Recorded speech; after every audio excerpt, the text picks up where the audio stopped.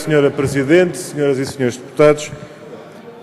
Para aqueles que ainda se interrogam sobre as linhas de fronteira entre políticas de esquerda e de direita, tem aqui neste debate um belíssimo exemplo. E quando alguns se interrogam sobre do que falamos quando falamos de políticas de direita e acusamos aqueles que têm sido os seus promotores, tem também neste debate uma boa atribuição dos papéis nessa história. É que, de facto, não estamos perante uma afirmação vazia. E, de facto, os sucessivos governos do PSD, do CDS e do PS têm-se empenhado em atacar as conquistas do 25 de Abril e de reconstituir o domínio dos grupos monopolistas nacionais e estrangeiros sobre a economia e a sociedade portuguesa. E é disto que falávamos quando falávamos em capitalismo monopolista de Estado, em que o Estado está ao serviço dos grupos económicos e do poder dos grupos monopolistas.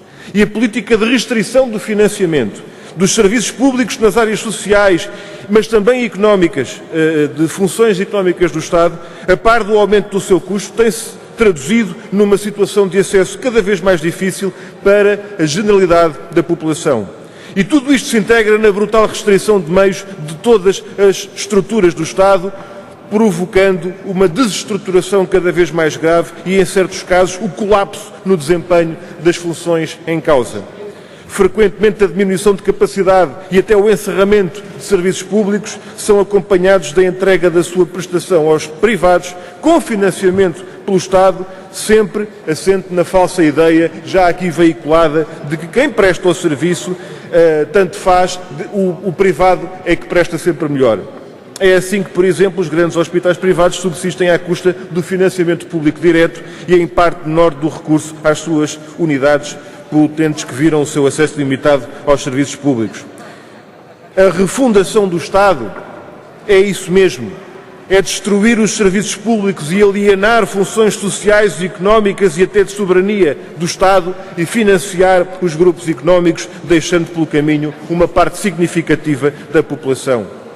Ora, para a definição dos setores de domínio público que não podem ser privatizados, devemos ter em consideração estes setores monopolistas, porque estão associados a serviços públicos, porque funcionando em monopólio implicam lucros ainda mais elevados, pois determinam o preço. Porque se o poder do monopólio privado ou privatizado não tiver poder jurídico para determinar o preço de monopólio ao público, pois está a produzir um serviço público, então será o Estado que terá de transferir para esse monopólio a compensação financeira do preço social. E é isto que tem vindo a acontecer, senhores deputados. Eu termino, Sra. Presidente, lembrando o que a história recente dos Estados Unidos da América, ou do país de Gales, ou em determinados setores de vários países europeus, caso da Holanda, mesmo no Reino Unido, no que diz respeito à ferrovia, demonstram que a tentativa de liberalizar totalmente estes setores conduziu ao desinvestimento, à falta de segurança das redes e ao colapso na produção, porque o preço em mercado grossista não era atrativo para os produtores. E então deixaram de produzir o suficiente para corresponder às necessidades. A Constituição, senhores deputados, é pedra basilar do Estado de Direito Democrático e do regime democrático e do Portugal que queremos para o futuro. Nós não podemos deixar que a Constituição seja considerada letra morta e que seja, ou por vazio legal, ou acima de tudo por opção política de agir contra os princípios da Constituição. Não podemos admitir que se esteja a destruir o país e a comprometer o nosso futuro coletivo com as políticas que têm vindo a ser seguidas por este Governo e pelos sucessivos governos. Nós não queremos aceitar e não aceitaremos